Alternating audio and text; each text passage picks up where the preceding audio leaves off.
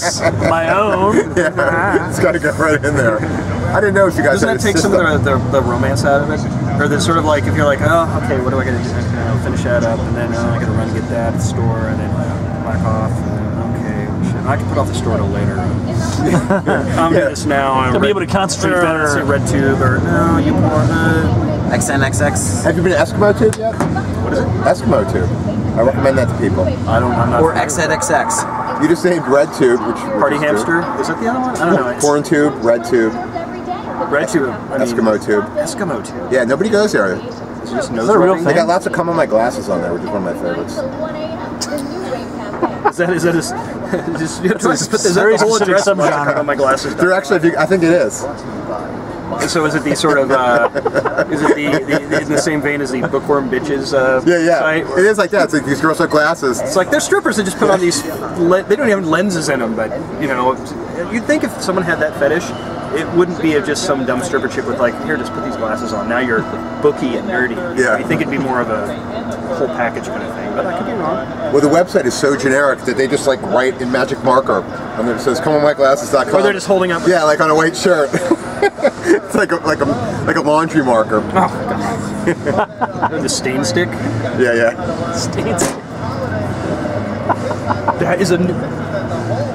That works because that's an actual product. But they're like, honey, sorry about the sheets. The stain stick came out.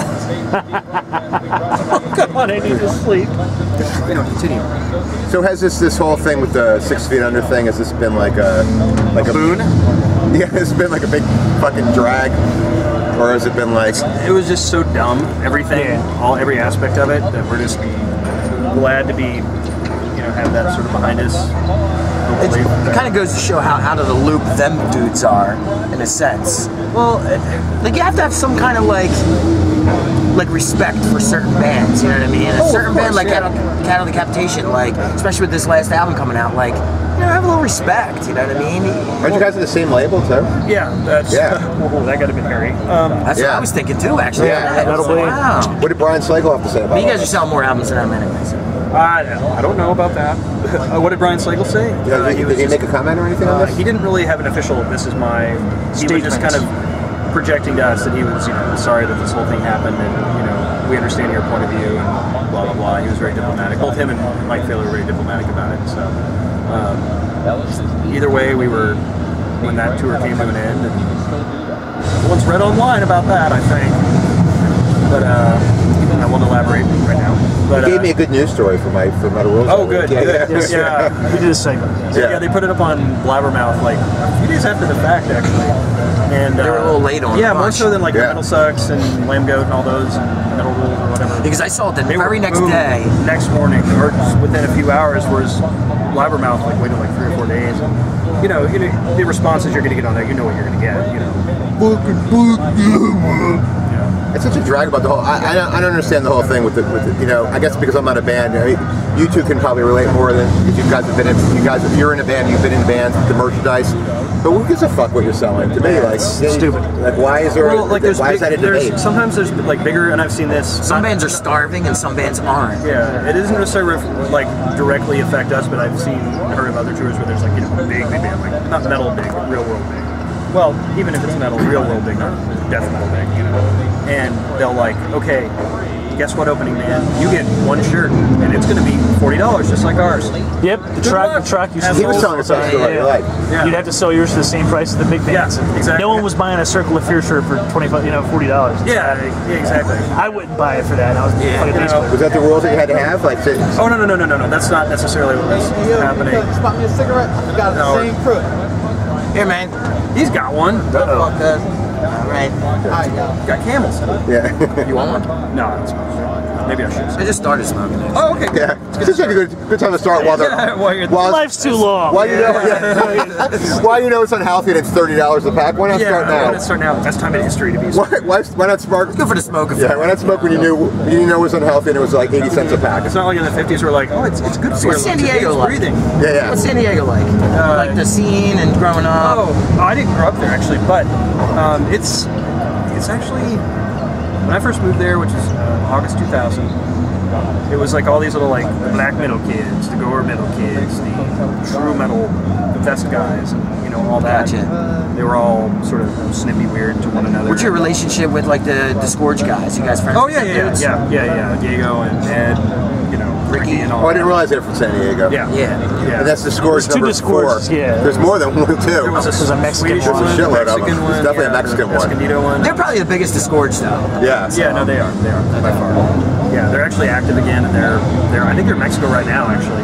They just got the bass player from Pathology just joined Oscar. them full time. Yeah. So it's good stuff there. Yes. Yeah, he's full time with that, which kind of leads to other questions, but I won't elaborate on that. But yeah, I think his Facebook post said it all. Oh, but I didn't know what was that. Well, I'm not going to get into it, but Yes, you are. You brought it up. Please help us. his Facebook post basically, without mentioning names, put out like his issues with the band. And I guess they weren't really making a lot, and they were getting ticked over a lot. So I mean, it happens in death metal. So It's a rough. Death It's a metal rough. It will gig. happen. Yeah. some people get sick of it and move on. So I think that was the case with him. Yeah. It's a life. Yeah. It's a life choice. I see what you guys go through. I mean, like, so I don't. Again, I'm not living it, but I see, like even with JJ, and bands, like I said, these guys are bigger bands, but they're still traveling around in the van and doing the thing. It's like it's fucking hard, A lot of dirty feet. Yeah. A lot of dirty cities. Yeah. A lot of prescriptions for, You're in one of the dirtiest cities ever right now. I'm proud of it. Oh, San Diego? I don't know. So how about the death metal scene in Weather's general nice. in California? Now you guys are like, in my opinion, you guys are like so different than any of the California bands. Like they're all like kind of the same thing, and you guys are like. Well, we got. When I knew you guys were from San Diego, I was like, these are from Yeah, because we don't have like the brutal death metal thing like Unique Leader. Not that at all. Yeah. There's not the, as much as we initially were lumped into it, we don't have the whole Carcass clone. Like, I mean, not that these bands have moved beyond that too, but like No Exhumed and Pale, but we're not. Right. We were initially lumped in with that sort of. But anyone who was those guys are like, no. There's definitely that sort of influence in Carcass, like maybe Sure. Especially lyrically, yeah. content, and certain lyric, like vocal style. But I don't know. The other bands, what Invisible Dawn's from there, from LA area. I mean, Intronaut's really not death metal, but Intronaut. Who else? I don't know. So my question is, what was it like working with David Taro?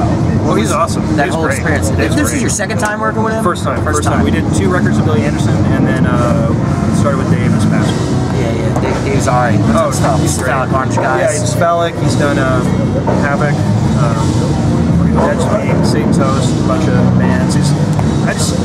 Everyone says the same thing after they work with him and they, get their finished product or whatever. They're just like, how is this guy not one of the most sought after producers in the scene? Sure. And you hear other, famed producer engineers go, oh, that guy's fantastic. I love his work. So did he shape the way that your album came out? Or did you guys actually? Right. Sorry. Did you guys actually have most of those ideas already set in stone? I think he just was able to,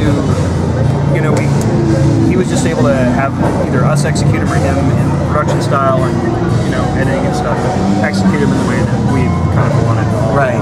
Because it's much more modern sounding than the past couple, which is what we wanted without being that sort of super, ones and zeros shooting out of your speakers. Right. Super robotic and edited to hell. We wanted an organic element to it, but still have, what people's ears, fortunately or unfortunately, are trained to now. Yeah, definitely. Because I think your new album has like a little bit of both. It's got like that basic grit, but it also has like that production of like like being produced properly. You know what I mean? A little processed here and there, but it's still like the guitar tone is very, it's very gritty. It's not overly processed. Yeah, that's the last thing I wanted was like a lot. It seems like there's a lot of tones now going back to like some sort of 80s, like 88 pre-amp, kind of stuff, just super clinical and sterile sort of thing. Yeah, good stuff.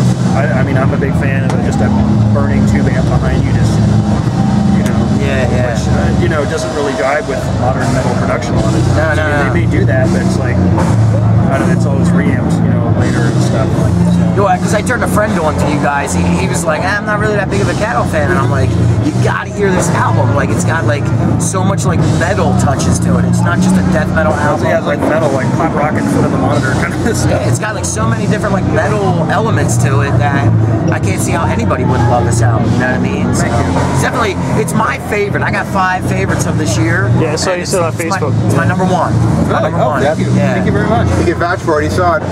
Yes, I saw it on Facebook. Yeah, this is on Facebook tape. friends. On tape. I love it too. It is you're like the one band that has definitely gotten better with each album. Like Definitely true. there's definitely a, Yep. Oh yeah, you yeah. can see the progress and hope we the continue. depth of songwriting. You're gelling.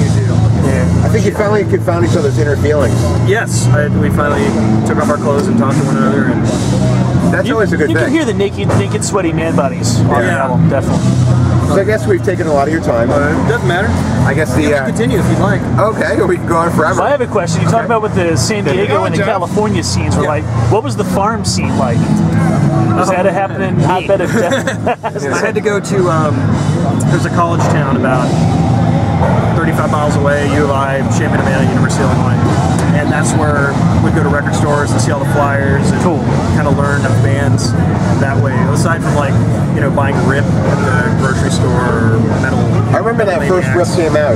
I was actually in California, and I was in a store, and I'm like, what the hell is this? It was like, Rip was really cool at the time. Oh, yeah. I remember I was on the playground at like 7th grade, and there was the cover that had Doro Parrish and Lita Ford on it, and I was walking around all the principals out there just walking around. He's like, hey, what do you got there? And of course, give him that, and he first thought it's some girly magazine. Oh, what are we? Oh. He opens it up, it's like, oh, it's just a bunch of dudes that look like chicks. It had a lot of great, like, it sounds gay, but but it had a lot of like great articles. Yes, and stuff and in the it, thing with that was it really wasn't did. like hip parade or fluff. Another magazine like, you read for No, the yeah, it was articles? like writing.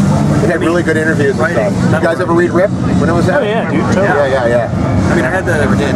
I think. SOD. I didn't really like that sort of thing. Oh, it sounds like 10 skulls. Yeah, exactly. Okay, you got 10 fucking skulls one time. That's why you like it.